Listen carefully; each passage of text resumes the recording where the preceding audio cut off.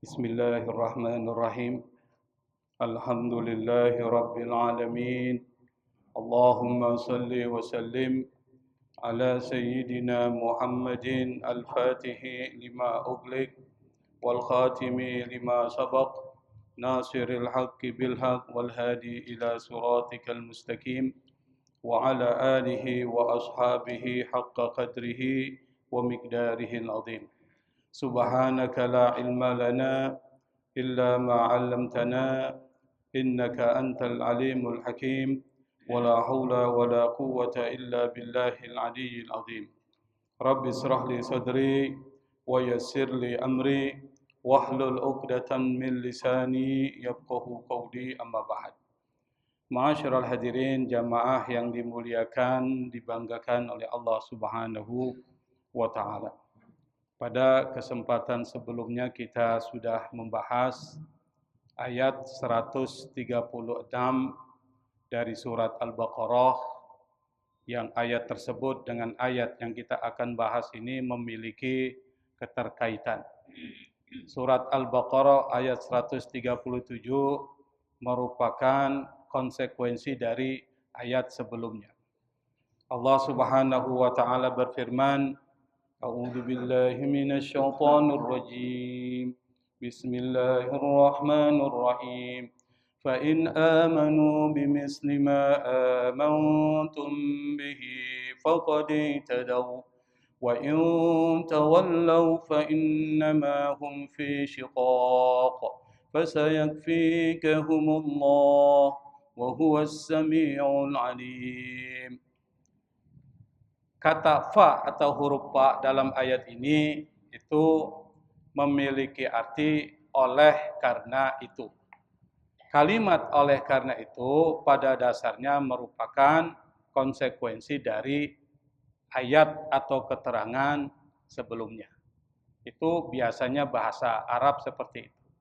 Maka kata fa itu maka, oleh karena itu, kalau diartikan gitu. Apa? In amanu. In ini dalam bahasa Arab artinya jika. Dalam bahasa Arab itu kalimat atau kosakata yang digunakan untuk menggambarkan kata jika itu ada 3 kosakata. Yang pertama kata idza. Idza jaa nasrullahi wal fath. Idza. Jika, apabila. Itu kata idza. Kata idza itu artinya peristiwa yang sering terjadi. Kalau menggunakan kalimat idza berarti peristiwa itu diharapkan akan terjadi dan biasanya sering terjadi dalam bahasa Arab. Maka kita nggak boleh salah menggunakan kosakata. Yang kedua kata lau. Lau itu jika, seandainya.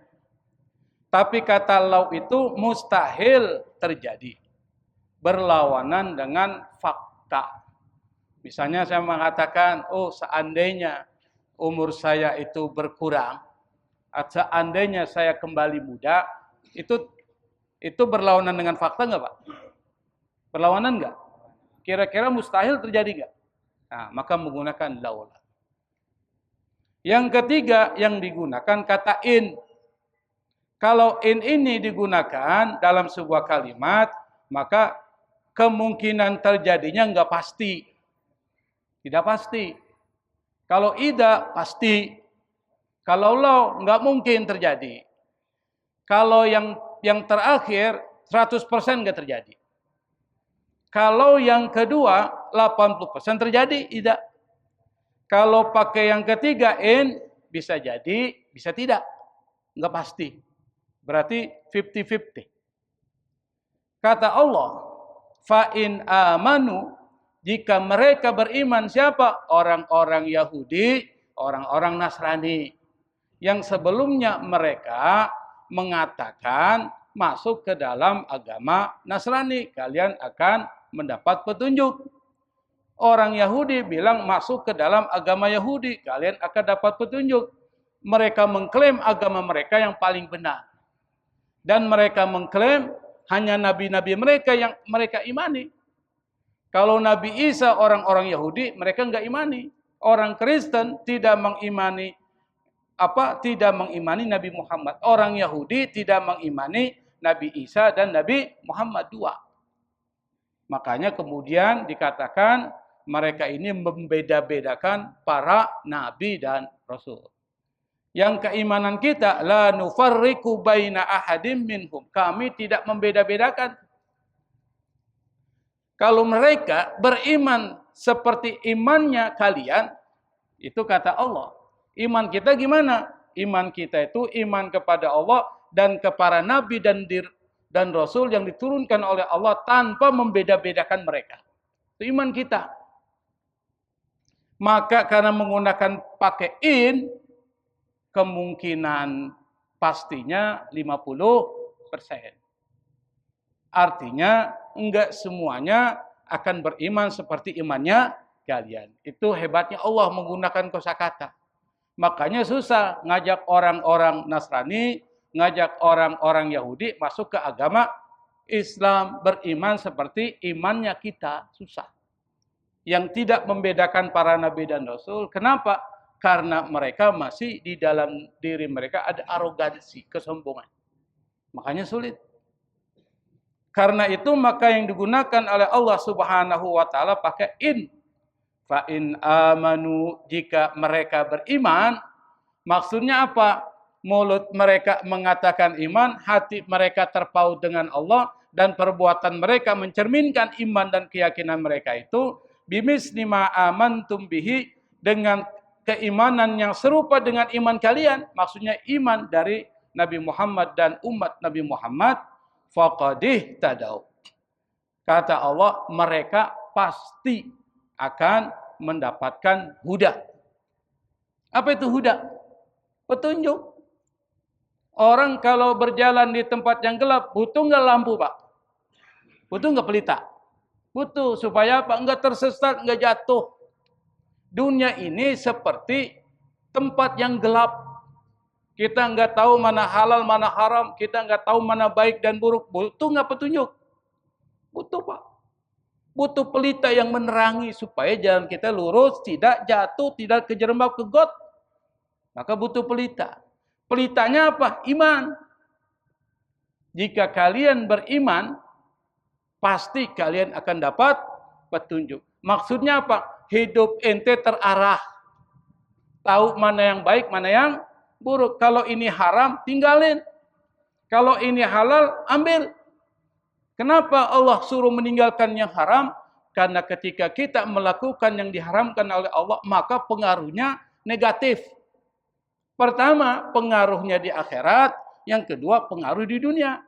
Di akhirat tidak menaati Allah, maka tempatnya neraka. Di dunia, karena Anda melanggar aturan-aturan Allah, dan semua aturan Allah itu memiliki manfaat dunia, Anda bisa sakit. Bisa kena penyakit, karakter bisa berubah. Makanya contoh yang paling sering saya angkat adalah tentang Abu Bakar As-Siddiq. Abu Bakar As-Siddiq nih, Pak, punya seorang pembantu, sebelumnya peramal. Satu ketika pembantu dari Abu Bakar Siddiq ini menyerahkan 1 gelas susu kepada Abu Bakar. Tanpa bertanya, Abu Bakar langsung minum. Setelah minum, susunya masuk ke dalam tenggorokan dan perutnya, baru ditanya, min aina hasalta ala hadzal laban? Di mana kau peroleh susu ini? Apa kata pembantunya? Ya Abu Bakarin, saya ini susu ini hadiah. Hadiah dari siapa? Hadiah dari meramal. Langsung Abu Bakar mukanya berubah. Pucat.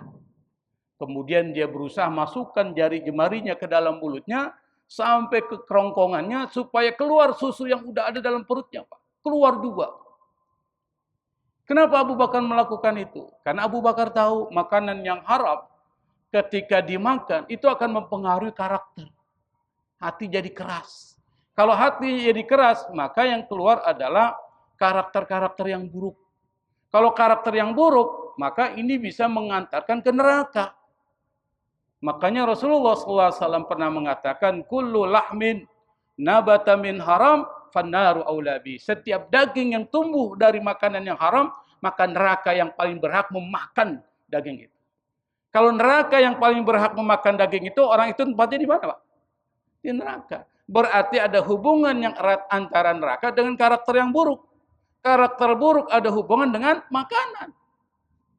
Makanya salah satu yang diperintahkan Allah adalah makan makanan yang halal, halalan thayyibah. Bukan cuma halal, tapi harus thayyib. Bukan Bang Thayyib. 2 lebaran gak pulang-pulang tuh Bang Thayyib. Tapi thayyib ini artinya memiliki nutrisi yang bagus. Itu diajari. Kenapa? Karena ada hubungan. Nah, iman itu mempengaruhi keterarahan hidup kita. Makanya yang pertama kali diajarkan oleh Allah kepada Rasul ketika pertama kali Rasul mendapatkan wahyu, itu diperkuat imannya, Pak. Berapa tahun Rasulullah di Mekah? Berapa tahun, Pak? 13 tahun. Ayat-ayat yang turun di kota suci Mekah atau periode Mekah, rata-rata ayat bicara tentang iman. Belum ada ayat-ayat yang bicara tentang hukum. Kenapa? Percuma hukum itu diajarkan kepada orang kalau imannya nggak kuat. Misalnya, ayat puasa turunnya di Madinah atau di Mekah? Madinah atau Mekah? Madinah. Kalau turun di Mekah berat. Kenapa? Imannya belum kuat. Ingat Pak, puasa di Indonesia dengan di Arab, Jazirah Arabia saat Rasulullah hidup, itu enggak sama Pak. Panasnya luar biasa. Sampai 40 derajat. Belum ada AC. Enggak ada Masjid Nabawi dan Haram seperti itu. Panas. Kira-kira kalau orang disuruh puasa, pada saat musim panas seperti itu, menderita enggak Pak? Menderita. Berat. Kalau bukan orang-orang yang beriman, enggak mungkin bisa melakukan. Maka selama 13-14 tahun di Mekah, itu diperkuat imannya. Fa'in amanu bimisli ma amantum bihi faqadih tadau. Kalau kalian beriman dengan imannya kalian, maka mereka akan dapatkan petunjuk. Berarti hidupnya terarah. Iman yang benar itu membuat orang bisa terbimbing dan terarah dalam hidup. Itu hubungannya. Saya berikan contoh. Orang kalau imannya benar, maka akan mempengaruhi keyakinan. Mempengaruhi keyakinan bahwa Allah Maha mengawasi. Allah Maha melihat. Itu salah satu asma dan sifat Allah adalah alim, basir, melihat dan mengamati kita. Ketika orang beriman memahami ayat-ayat dan sifat-sifat asma-asma Allah ini, maka dalam diri mereka itu tertanam keyakinan, Allah melihat saya.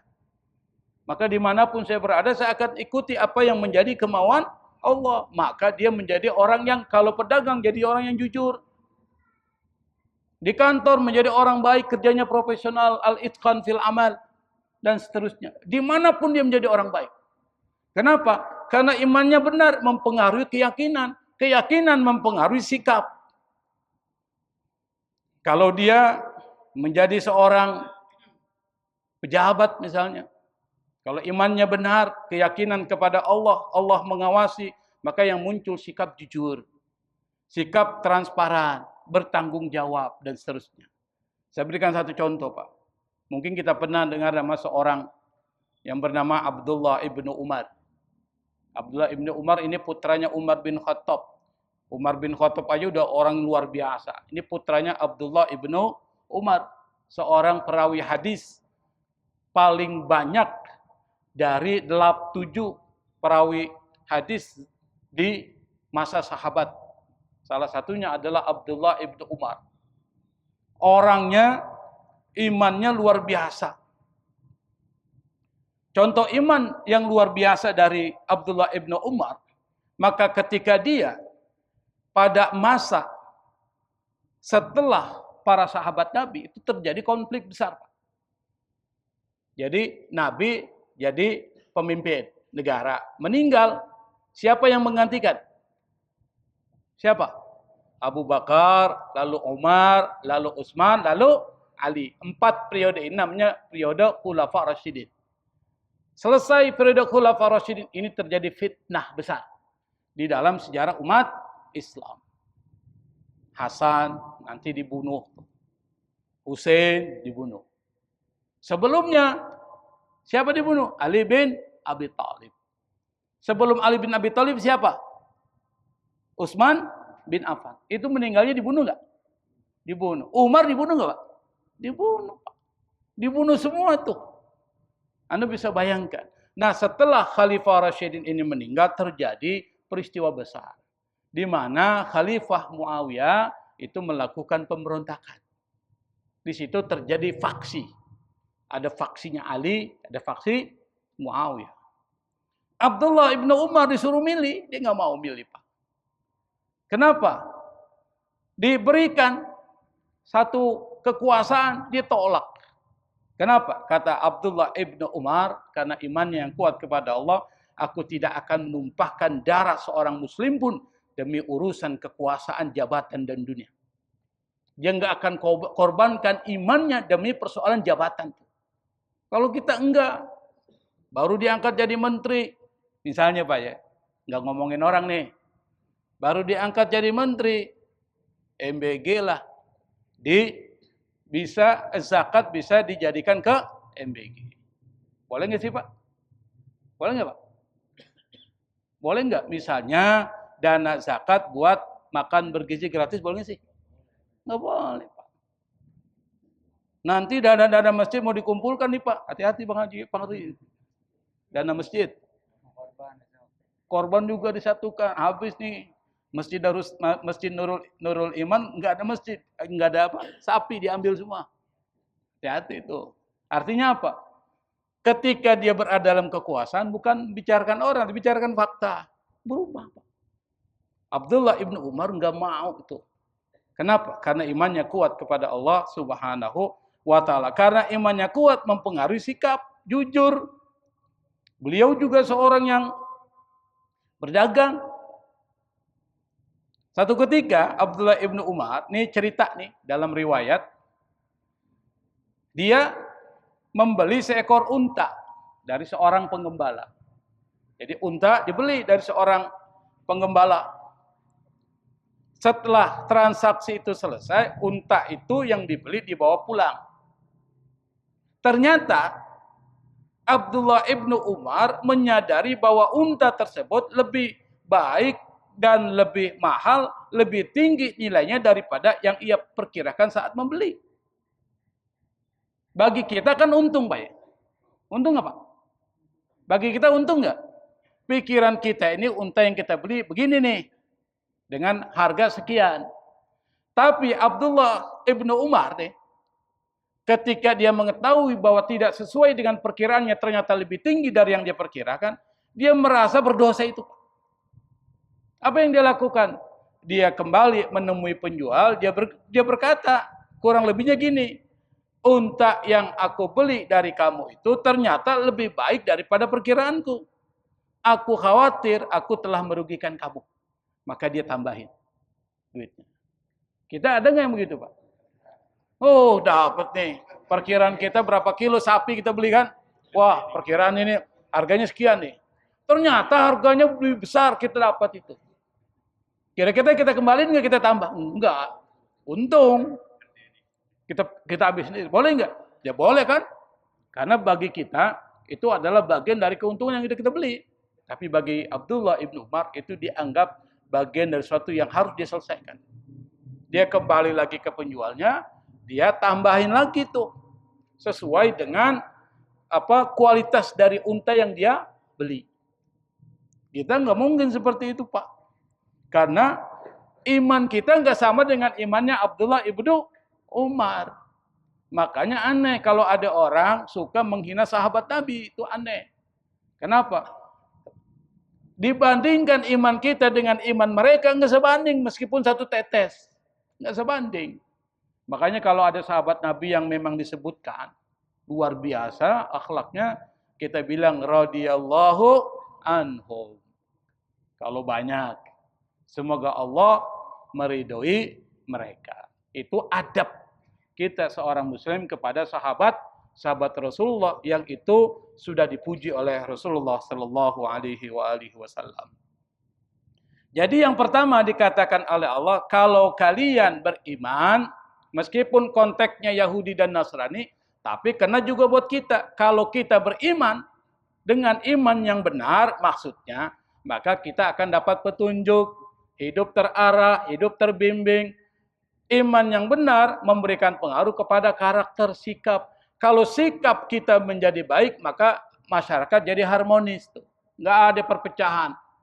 Nggak ada terjadi suuzon antara kita. Kenapa? Iman kita udah bagus. Mempengaruhi karakter, akhlak. Itu yang pertama. Yang kedua kata Allah, wa in tawallau.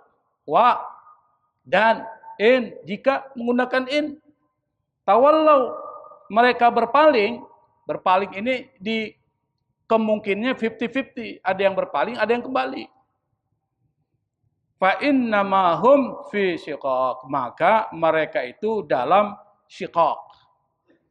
Kata syiqaq itu diambil dari kata syaqqa. Kata syaqqa itu artinya terbelah. Maka syiqaq itu artinya sesuatu menjadi terbelah, pecah. Jika mereka berpaling, maka mereka berada dalam perpecahan. Maka kesimpulan yang kedua, kalau kalian tidak beriman seperti imannya Nabi dan para sahabat dan umatnya, maka mereka akan terpecah. Kalau kita juga seperti itu, kita akan terpecah. Kenapa digunakan kata syiqaq? Dalam bahasa Arab, Pak, kata pecah. Perpecahan itu diungkapkan dalam banyak kosakata. Yang pertama kata khilaf. Wa fihi khilaf. Apa itu khilaf? Khilaf itu artinya perpecahan tapi pendapat. Sudut pandang. Tidak mengarah pada fisik. Kalau khilaf itu bisa netral, bisa ilmiah. Kita ini ada khilaf. Khilaf itu bukan dosa ya. Maafkan segala khilaf saya. Bukan. Khilaf itu artinya perbedaan pendapat. Ikhtilaf sama. Dan tidak selalu mengundang permusuhan. Itu khilaf. Tetapi ayat ini menggunakan khilaf. Kenapa? Orang berbeda pandangan wajar nggak? Wajar. Beda cara mengembangkan masjid, wajar Pak. Beda cara ngurus pemerintahan, wajar. Makanya yang mengikat cara ngurus pemerintahan itu adalah kemaslahatan. Yang kedua, dalam bahasa Arab itu yang mempunyai makna yang sama dengan syiqaq kata niza'. Naza'tum, kalian berselisih. Dalam Al-Quran ada enggak? Fa in tanaza'tum fi syai'in farudduhu ilallahi wa rasul. Kalau kalian berselisih. Nah, dalam bahasa Arab kata selisih itu artinya niza'. Kalau kalian berselisih, maka kembalikan kepada Allah.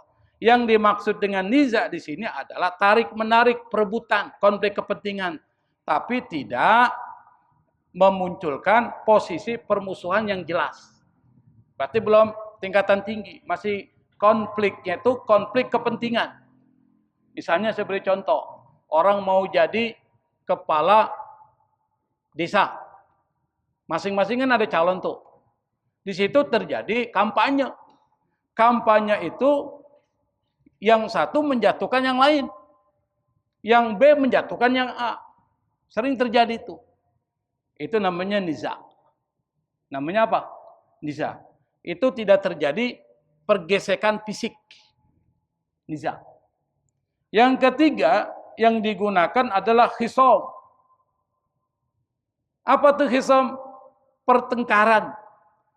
Tapi pertengkaran itu bersifat sementara. Kalau syiqaq itu dia mengakar dan panjang. Di antara tiga kosakata dan kata syiqaq, mana yang lebih tinggi bahayanya? Syiqaq. Maka Allah Subhanahu wa taala menggunakan wa in tawallau, kalau mereka berpaling tidak mau beriman dengan imannya kalian. Fa innama hum fi syiqaq, maka mereka akan selalu berada di dalam perselisihan. Maksudnya apa? Maksudnya udah jelas bahwa iman yang dibawa oleh Rasulullah itu adalah satu-satunya yang benar, tapi mereka nggak mau ambil, maka mereka pasti akan berada di dalam syiqaq, yaitu dalam permusuhan yang terus-menerus. Kenapa? Alasannya kebenaran itu satu, ketika seorang berpaling dari kebenaran itu, pasti dia berdiri pada posisi berlawanan, bukan berada di tengah. Maka kalimat yang digunakan itu adalah kalimat syiqaq. Kalau kita buat ilustrasinya gini, Pak. Rambu-rambu lalu lintas. Oke, rambu-rambu lalu lintas. Supaya gampang nih. Rambu lalu lintas kan ada aturannya. Ada satu jalanan, satu arah. Satu arah nih. Di sini satu arah juga. Tidak terjadi perbenturan. Nah, ketika orang diperintahkan satu arah ke sana, tiba-tiba ada yang melanggar. Tidak mau ikut ini. Mereka ambil dari sana ke sini. Apa yang terjadi, Pak? Apa yang terjadi? Tabrakan, Pak. Tabrakan. Yang satu dari sini, yang satu dari sana begini. Harusnya ada jalan terpisah. Tabrakan. Bapak pernah tahu kasus tragedi Mina? Tahun 90. Sudah lahir, Pak? 1990 udah lahir kan? Oh, udah. Udah kawin. Tahun 90-an. Terjadi berbenturan. Dari arah sini, yang mau keluar sama yang mau masuk. Di terowongan Mina. Kenapa? Belum dipisah. Terjadi itu. Apa kasusnya? Mati listrik ya? Mati listrik ya? Mati listrik, gelap. Terjadilah panik. Yang satu datang mau melontar, yang satu baru mau balik tuh. Terjadi. Berbenturan. Apa yang terjadi? Tabrakan, injak-injak, mati. Yang paling rentan matinya orang-orang Indonesia. Kenapa orang Indonesia? Pertama kecil, gampang diinjak. Gampang diinjak orang Indonesia itu. Gampang diinjak badannya, gampang diinjak juga dibohongin orang kan. Kita termasuk yang paling dibohongin orang. Makanya kalau di Mekah, Madinah, ada orang minta sumbangan, larinya kemana? Orang Indonesia. Karena orang Indonesia dikenal orang yang dermawan. Dermawan ini tadi suka gampang dibohongin. Datang dari ini, saya ini dari Palestina. Padahal ngapain dari Palestina ada di situ kan? Minta sumbangan, minta sedekah. Ada yang dari Bangladesh, diceritain tentang penderitaannya supaya dapat sedekah. Itu banyak begitu. Biasanya yang dilihat orang-orang kayak kita. Hidungnya tidak mancung, orang Asia. Lebih khusus lagi orang Indonesia. Itu udah terkenal di sana, Pak. Terjadi tabrakan. Sama kalau kalian sudah ada ini sistem yang benar, yang Allah sebutin satu, tiba-tiba memilih sistem yang lain, berpaling. Apa yang terjadi? Tabrakan. Itu namanya syiqaq. Bukan khilaf. Kalau khilaf enggak terjadi tabrakan fisik. Dia cuma berbeda, biasa. Tapi syiqaq ini bukan cuma perbedaan pandangan, tapi perbedaan yang bisa menyebabkan perpecahan dan berantem. Itu namanya syiqaq. Saya berikan contoh, Pak, yang lebih gampang lagi. Kalau dikaitkan dengan persoalan kehidupan sosial kita ini seperti misalnya di pasar. Di pasar itu ada aturan nggak sih? Ada nggak aturan di pasar? Ada. Aturannya itu terkait dengan harga. Harga itu nggak boleh terlalu rendah, nggak boleh terlalu tinggi. Itu disepakati supaya tidak terjadi konflik. Itu sistem semua pedagang sepakat nilai bersama. Terkait dengan pertama timbangan harus jujur, nggak boleh ada curang. Yang kedua harga harus wajar, itu di pasar. Tapi ada satu pedagang nggak mau ikut itu aturan itu. Pertama apa? Curang timbangan. Yang kedua menetapkan harga tidak sesuai dengan yang disepakati. Apa yang terjadi? Apa yang terjadi? Hah? Yang terjadi adalah terjadi sesuatu yang tidak diinginkan. Pertama, muncul konflik antara pedagang. Yang kedua, bisa jadi akan diboikot. Yang ketiga, permusuhan sosial. Maka logika sederhana, kalau kalian udah ditetapkan satu aturan, di sini adalah iman, tapi tidak dipatuhi iman itu, bahkan dilanggar, maka yang terjadi adalah apa? Yang terjadi akan terjadi percekcokan yang terus-menerus dan mengakar, dan itu lama disembuhkan. Itu logikanya seperti itu. Nah, yang berikutnya adalah fasayakfikahumullah. Ini keren bahasa Arab di dalam Al-Quran, ini keren banget ini Pak. Kata fa di dalam ilmu nahu itu artinya li ta'qib. Fa. Maksudnya apa? Kelanjutan logis dari statement sebelumnya. Kalau kalian beriman, benar-benar beriman, maka kalian dapat petunjuk. Satu. Kalau kalian tidak beriman benar, maka kalian bisa cekcok. Tapi kalau kalian benar-benar beriman nih, fasayakfikahumullah. Ini pakai sa. Fa, sa. Fa ini artinya kelanjutan logis dari sebelumnya. Sa ini akan terjadi. Tapi enggak langsung. Fasayakfikahumullah. Pasti Allah akan memberikan kecukupan kepada kalian. Apa maksudnya kecukupan? Yang pertama, kecukupan itu dalam arti Allah akan melindungi kalian. Dari kata sayakfi muncul sifat Allah, kafi. Yakfi, kafi. Ada enggak asma Allah kafi? Allahul kafi. Apa lagi? Sadaqnal kafi. Ada ini dia hafal nih Ustaz nih. Allah kafi, Allah yang melindungi kita. Makanya dalam zikir habis maghrib itu apa ada ya kafi, ada kan? Artinya apa? Yang memberikan kecukupan, perlindungan, keselamatan. Itu disebut Allah kafi. Maka Allah akan melindungi kalian. Itu konsekuensinya. Kalau kalian benar-benar beriman kepada Allah Subhanahu wa taala, maka jangan khawatir, fasayakfikahumullah. Allah akan menjadi pelindung buat kalian. Makanya orang beriman yang benar Pak nggak pernah takut sama apapun. Kenapa? Dia yakin Allah akan melindungi. Saya berikan satu contoh. Bapak pernah kenal Nabi Ibrahim? Nabi Ibrahim? Enggak, belum kenal. Oh, saya belum kenal. Kenal kan? Saya tanya, ketemu enggak? Itu baru belum ketemu. Kenal enggak Pak? Kenal Ibrahim. Pernah ketemu enggak? Belum. Tapi kenal. Nabi Ibrahim itu imannya luar biasa. Sampai diceritakan oleh Allah dalam banyak surat, nama Ibrahim termasuk nama yang paling banyak disebut setelah Nabi Musa.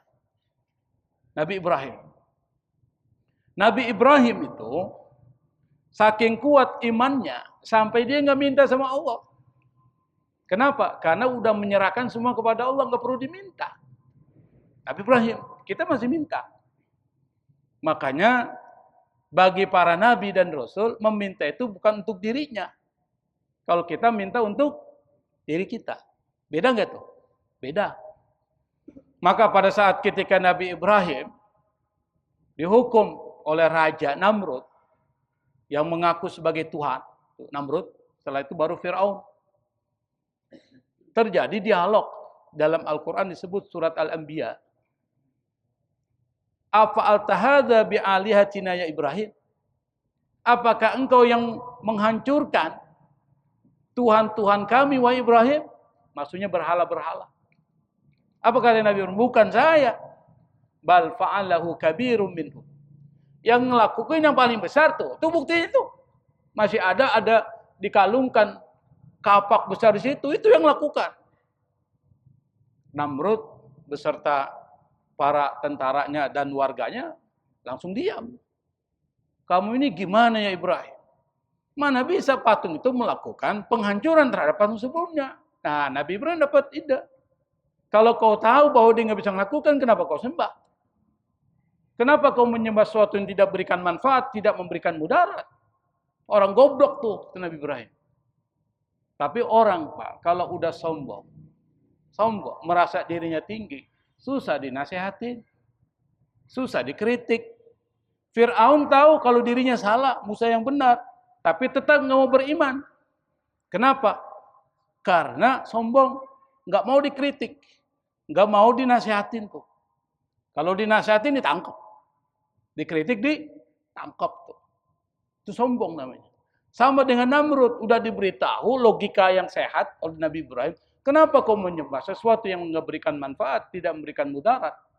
Apa yang dilakukan? Dihukum Nabi Ibrahim. Diponis. Ponisnya adalah dibakar. Dibakar. Apa tahu yang terjadi setelah ponis itu keluar? Semua masyarakat disuruh mencari kayu bakar 40 hari 40 malam. Semua masyarakat, bayangkan 40 hari 40 malam suruh cari kayu bakar. Pas dikumpulkan kayu bakar itu diletakkan di atas satu gedung, gedungnya tingginya luar biasa, 40 meter dibuat. 40 meter. Ini berapa meter nih, Pak? Berapa meter nih? 12. Ini 40 meter. Ditaruh di satu tempat gedung tinggi ini, di bawahnya itu ditaruh kayu bakar. Yang dicari selama 40 hari 40 malam, warganya semua nyari. Instruksi raja. Setelah itu dibakar kayu bakar ini. Nabi Ibrahim taruh di atas. Di atasnya, Pak. Digambarkan, kalau seandainya burung lewat di atas kayu bakar yang sudah dibakar itu, pasti akan matang. Itu gambarannya. Berarti panas banget nggak? Panas. Nabi Ibrahim ditaruh di situ. Pas ditaruh, dibakar. Kemudian Allah perintahkan Jibril menemui Nabi Ibrahim. Ya Ibrahim, alakah hajah? Apa kebutuhanmu? Apa kata Nabi Ibrahim? Amma ilaika fala. Kepadamu aku nggak butuh apapun. Kalau gitu minta sama Allah. Is'alillah. Kata malaikat Jibril kepada Nabi Ibrahim. Apa kata Nabi Ibrahim? Cukup Allah tahu keadaanku. Nggak perlu saya minta. Cukup Allah tahu keadaanku. Lalu kemudian Allah perintahkan api itu. Ya naru huni bardan wasalaman ala Ibrahim. Api itu diperintahkan oleh Allah. Wahai api, huni bardan. Langsung sejuk, dingin. Tapi nggak cukup cuma dingin, Pak. Dingin nggak bisa nyelamatin. Dingin itu malah bisa membuat tubuh itu beku. Ditambah yang kedua, wasalaman. Dan selamatkan Nabi Ibrahim. Kalau dibilang, kuni bardan, Nabi Ibrahim beku. Mati juga. Tapi pakai wasalaman, selamatin. Bapak kalau minta hujan juga, ya Allah turunkan hujan. Jangan bilang begitu. Apa mintanya? Turunkan hujan nafi'an yang memberikan manfaat, yang tidak besar. Kalau minta hujan diturunin, banjir Pak. Mati kita. Begitu maksudnya. Jadi Allah perintahkan api bukan cuma jadi dingin, tapi juga nyelamatin. Nabi Ibrahim dibakar merasa sejuk, tidak ada sama sekali panas. Kenapa? Iman. Orang kalau imannya kuat, enggak takut sama apapun. Kalau orang enggak takut sama apapun, pasti yang ditegakkan adalah kebenaran.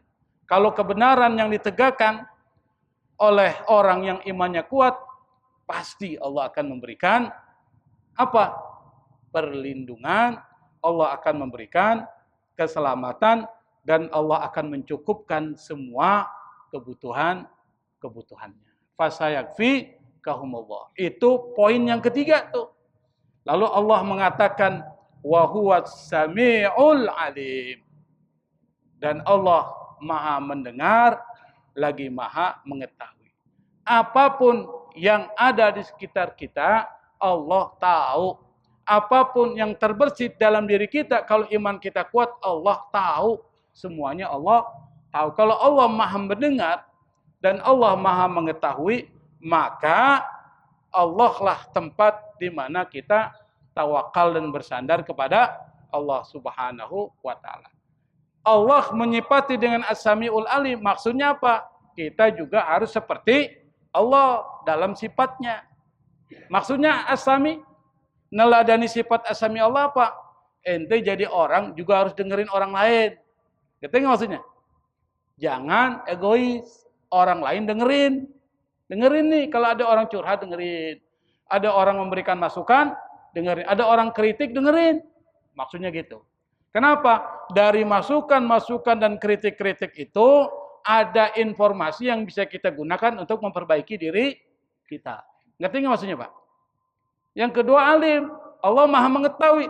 Maka kita harus juga punya sifat seperti Allah. Mengetahui artinya apa? Ente harus banyak belajar. Jangan sok tahu. Mentang-mentang udah berilmu sedikit aja, mau ngaji nggak mau tuh, misalnya kan. Kita harus mencari ilmu dimanapun ilmu itu pelajari. Jangan ada istilah ini ilmu sekuler, jangan Pak. Semua ilmu itu datang dari Allah. Kalau memang ada waktu belajar matematik, belajar matematik.